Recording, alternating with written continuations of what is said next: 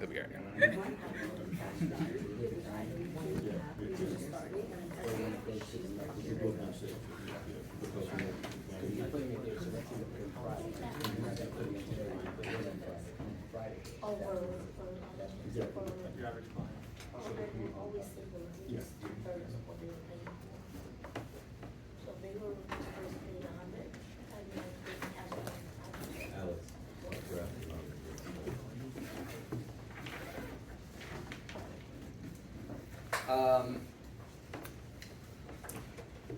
So appreciate everyone being here today. That Super Saturday was probably one of the best meetings that we've had in a very long time. And that's because of you guys, because you did a great job getting people here. And then, of course, the numbers, that's what really excites everybody. And that's the power of a meeting. Like I was just telling you, Smaldo, that he had a new guy that I had done a Zoom with who is really excited, and then came to that meeting. And what do you think that meeting did for him in terms of a multiplier, right? Because he asked me when we were at his house, like, the $43,000 for Samir was like, how was that? I was like, that's his like monthly like earnings. He's like, whoa. Like, he said, yes, that's the opportunity that you have here. And he got really excited. Yeah, that I think is that was easily a 10x for him in terms of what it did for his mindset, the bigness of the business, you know, hearing Sheila, seeing all the different people that were winning, the diversity of the group, the trainings that you guys did, the new people coming up and talking. I thought that it was just awesome. And that's why you just never know, man. Number one, if you miss a meeting, you don't know what you're gonna miss. Number two, if you don't invite someone, you don't know what they're missing out on. It's really difficult to recreate these things, and people just get behind when they miss the meeting. So, you know, would it have been worth it for someone to get a babysitter? Would it have been worth it for someone to take a couple hours off of work, go in late, do whatever they needed to do to overcome to be at that meeting? I just thought that it was magic, okay? So today I have a really important talk, right? And you hear about it on audios, and obviously we talk about it in the orientation, but I'm not just talking to new people, I am talking to you guys right now. If we look at, like, everyone is enamored by Sheila's business. If there was one way in just a couple words to describe her business, how would you characterize it? What would you say? You can yell at it. Niche market. Exactly. Okay? Niche market, I would also say warm market. When people are in warm markets and you are in a cold market, you are in a different business than them. We used to do this talk, right? Brett used to do it, where he would say, he would have a cold market person, and he would say, okay, how many calls did you make? And they would say, okay, I make 50 a day. All right, so you do that 6 days a week, you did 300, right? And then in a month, that's 1,200 calls that you made. And you did endless amount of interviews, all to get what? 5 recruits, right? And then Sheila, how many personal recruits did you get last month? 5. Right? And let's assume that she didn't make 1,200 calls for those 5. Right. Right? You look at Zabib, how many of her recruits are warm market? All of them. Right? So we're walking around malls and cold calling and calling resumes, and but at the end of the day, that's not actually the business. The objective, the point of hiring somebody is so you can get into their warm market.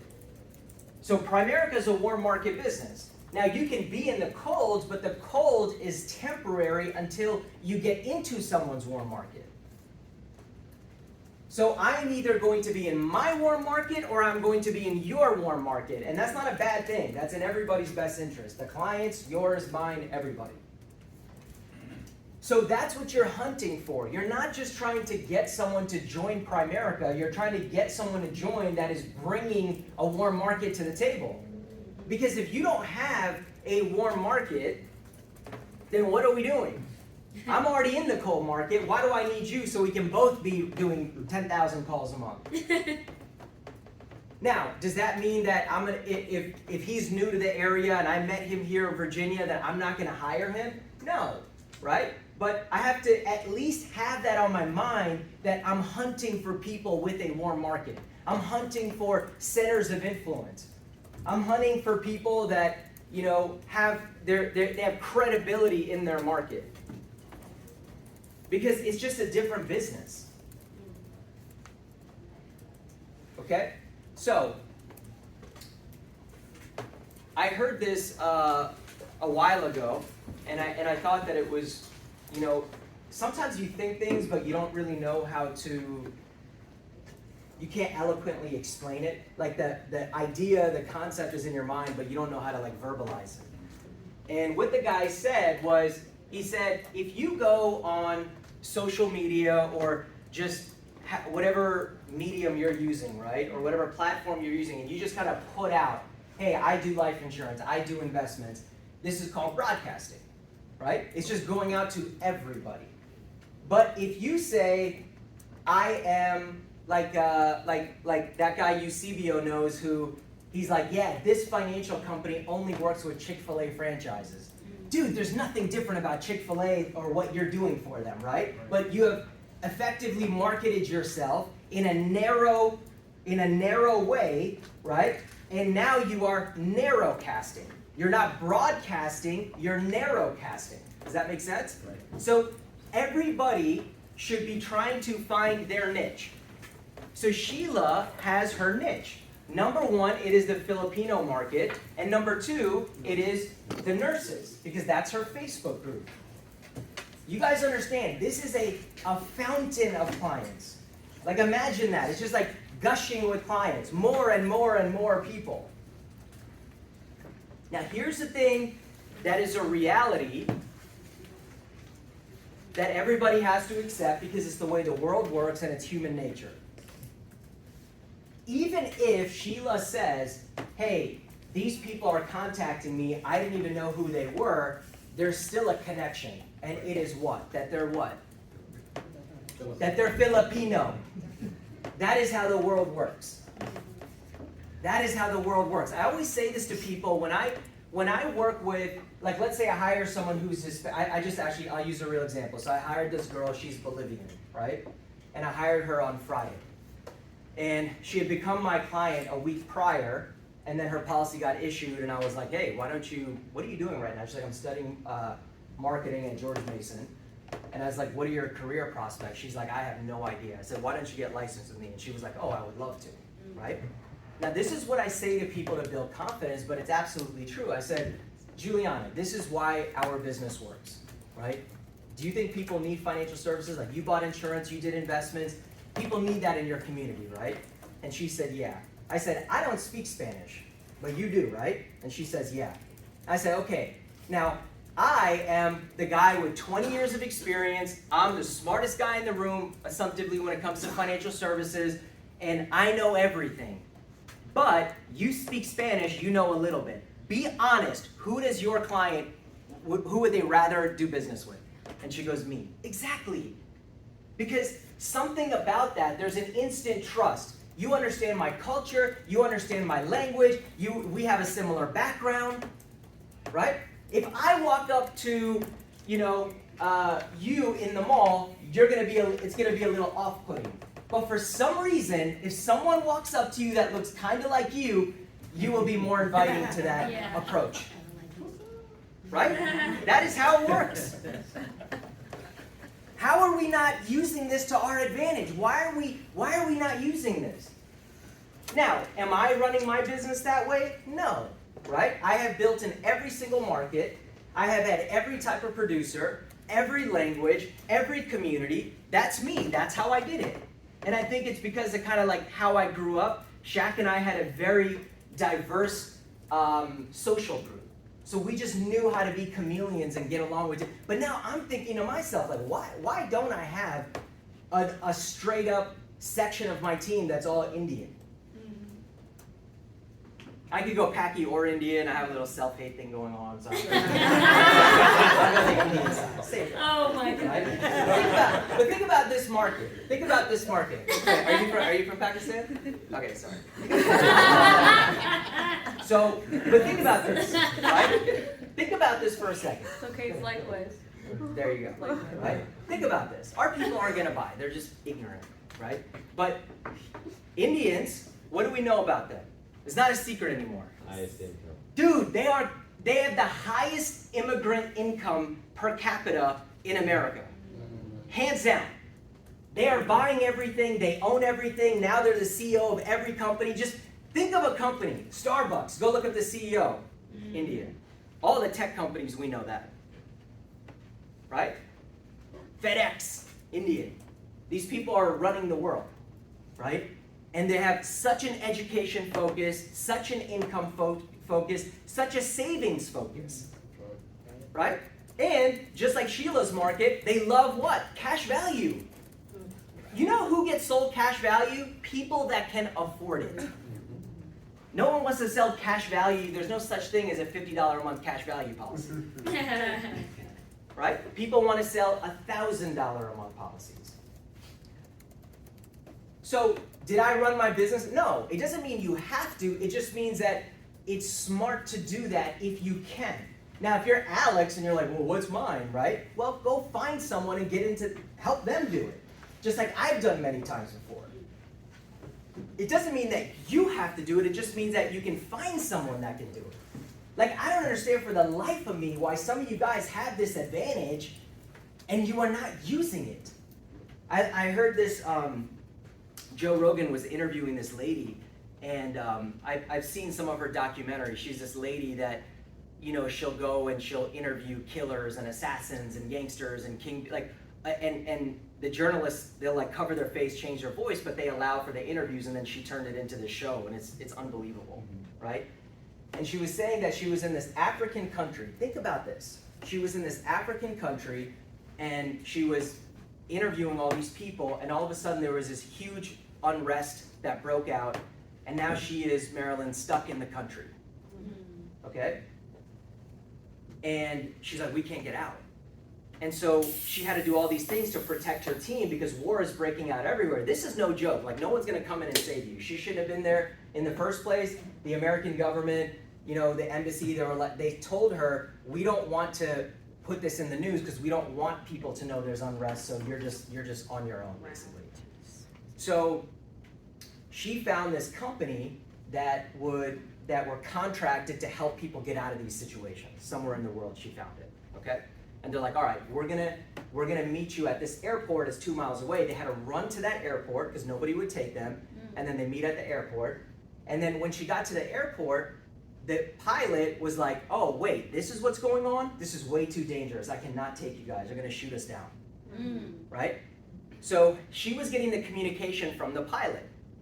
Her husband calls because she's like texting him, and she's Portuguese. He goes, hey, I just looked up the husband's name. It sounds like he's Portuguese.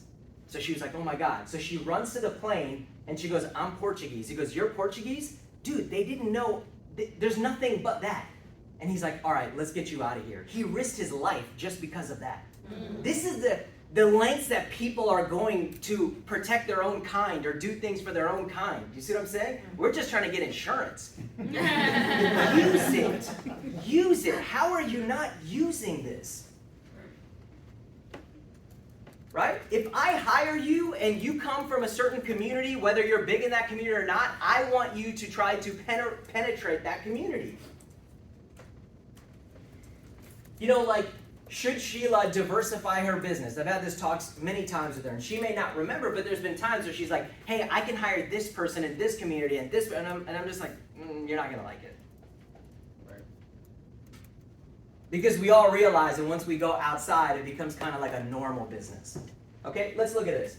I mean, I would assume that, 7 out of 10 clients she's closing. I would assume that 8 out of 10 clients are actually showing up to appointments. Maybe 100% of your appointments are. How often do you get dark housed? Very, very, very, very seldom. Yeah, so that's 99 out of 100, right? Because I always tell them, Samir, you give me 24 hours, I have a waiting list. Right. Because don't waste my time is very Right. valuable. But you can posture yourself that way in certain situations. You can't in other situations. There's certain people that, you know, they have a certain amount of assets and they have options. They're gonna be like, okay, go do your thing. I have 10 other people that can work with me. But she can do that in that market. Okay? Now, if the average in hers for every app that she gets, right, let's say is, I'm making this up, right, 150 a month, whatever. Is that normal in Primerica for every client to be 150 a month? Right? So here's the thing. Everyone's showing up, you're doing business with everyone, and then the people that are showing up and you're doing business with, it's twice the normal size check. You go out and you go into a different market, just probabilistically, are we going to go up or down from these numbers? The probabilities is the efficiency is going to go down so much, not because it's bad, because it's normal. Normal business is really hard. Normal sales is really hard. And some of you guys are choosing to run your business that way. Now here's the thing. People say, oh, well, you know, I'm not a nurse. I don't have a specific profession. I'm not big in my community. I live in Virginia. I've heard this all the time, right? My community's over in Maryland. You live in Ashburn. Didn't you build a new community out in Baltimore? Yeah. She intentionally did that because there was a huge population of people that she could go and meet.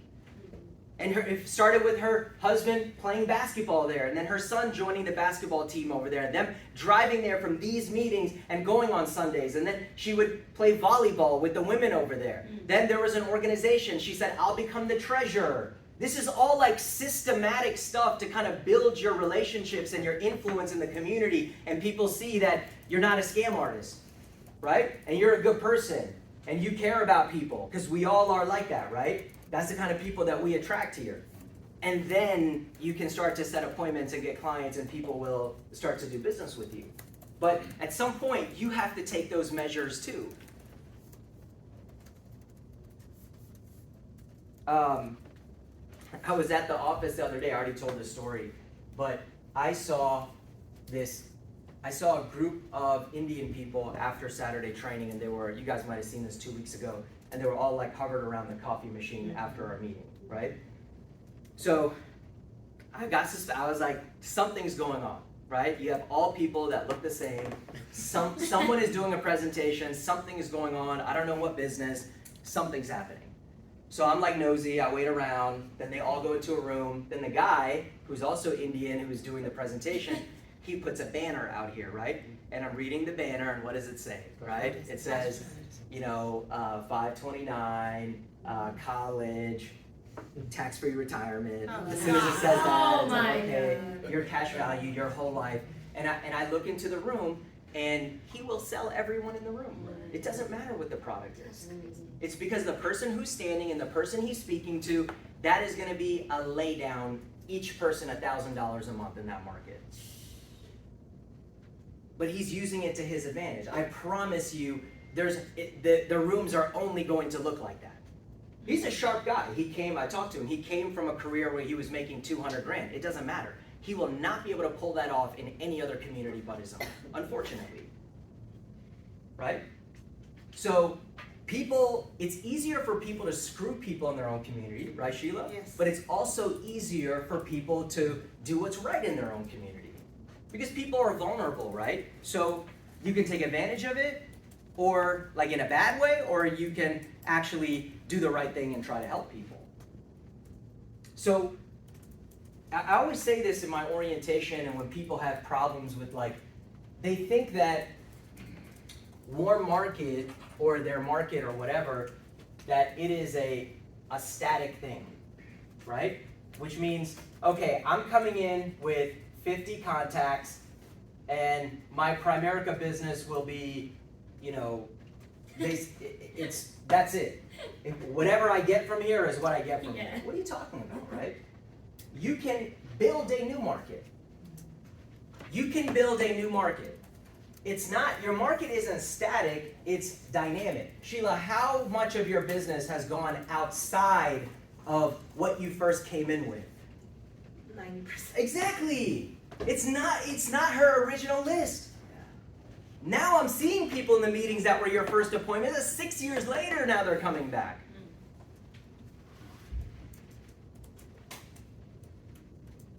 You know, I've had this talk with people over the years, like, join a new church, join a new club, join a new, you know, some people on my team, they play football. And it's a little club, and then they meet people that way.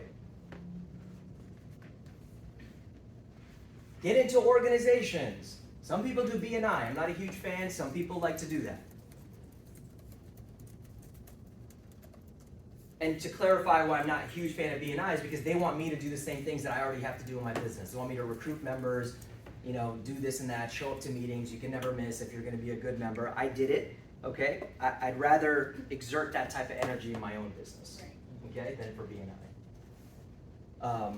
But it has been fruitful for a lot of people. But you have to get, look, it might take you 2 years to build a new market. And Jim Rohn has a saying, he's like, well, the time's gonna go by anyways, right? Right? The 2 years gonna go by anyway. So either you can strategize right now to build a new market and get into a new community and build your credibility, right? And build your audience, or in 2 years, you will be still making 100 calls a day and calling people you don't know. Now here's the thing about cold market, and I feel I have this, I know Shaq has this. Your skill level can get to a point, like for me, if someone comes in and meets me and I meet them brand new, same with Shaq, versus if someone that we already knew, it's almost the same for us. Because when your people's skills get to a certain level, right, and you just know how to build relationships, you can turn cold into warm very, very quickly. But not everyone has that skill. It takes a lot of time. I would use the cheat code in the business, which is, you know what I'm implying, like go into your community, do what you need to do, and build it that way, right? Or hire people in certain communities.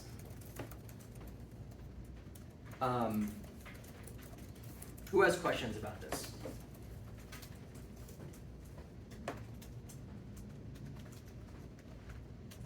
The guy that was talking about this, he said, he owns a wealth management firm, and he was saying that, like he'll have people in his group, they'll specialize in doing financial services for truck drivers. Now, are truck drivers' financial situations any different than the people that we sit down with? Well, okay, maybe they're 1099, maybe it's all the same. But because they market it that way, maybe they have an Instagram ad to truck drivers, maybe. I don't know what they're doing, but the point is for you to figure it out. Is it worth it for you to figure it out so you can have these types of ratios, right? Yeah.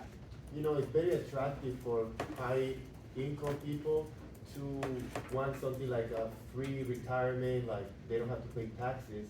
So most of them they're out of the bracket, so you won't be able to offer a Roth IRA. What solutions do you give to those people?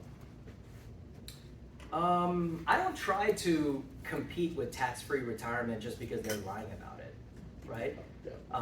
I just say that it's not true. There's just no way to do that. But that being said, like for example, you network with an accountant and she said every single one of my clients in my book of business makes 500 to $1 million, okay? Those people could easily be doing a SEP IRA. SEP IRA, you can put in $67,000, whatever it is, per year. Now, if I put in $67,000 in a SEP, I can immediately do a backdoor to a Roth. That creates a $60,000 a year Roth IRA for that person. Is that not tax-free? Is it? And yeah, you lose the deduction on the backdoor, okay? But there's no deduction on the life insurance policy either. So there you go, I just solved your problem.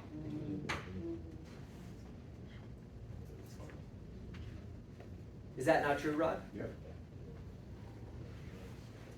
Backdoor Roth is regardless of income, you can convert an IRA into a Roth IRA. Guess what? A SEP is an IRA.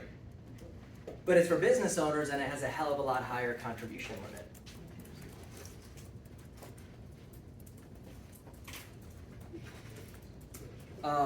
one last thing before I bring Shaq up here.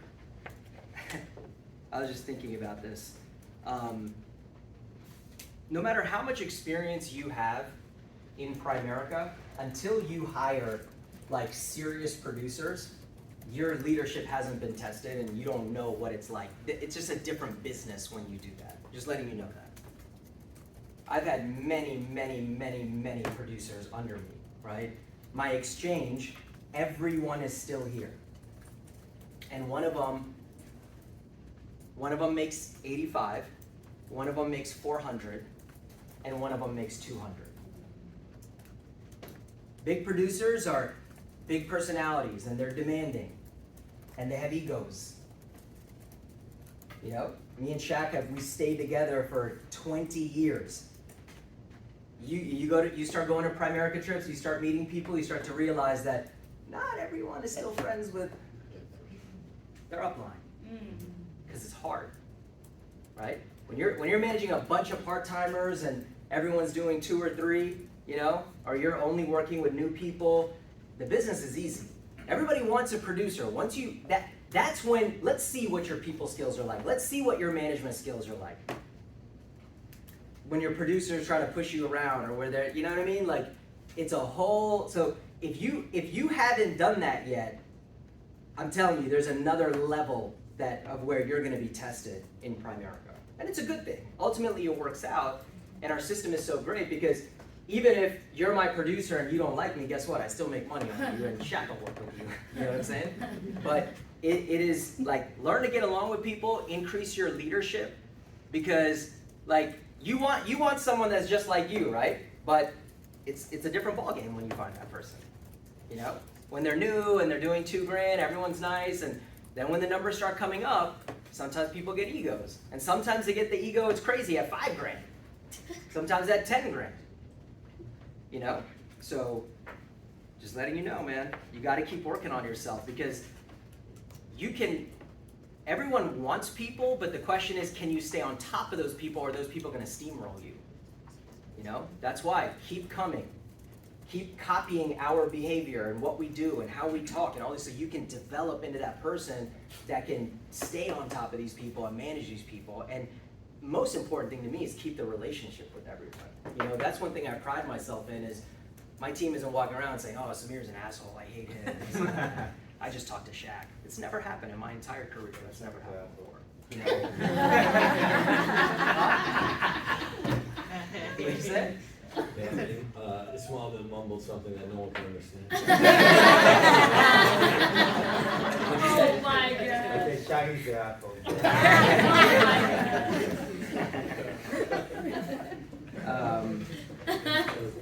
But yeah, man, that's what I liked about one of the things that H-Hong says. He says, we can fight, right? We can fight, but we'll never get divorced. That's the kind of mindset. So if we're growing and you know there's a little bit of whatever, we're allowed to fight like brothers and sisters, right?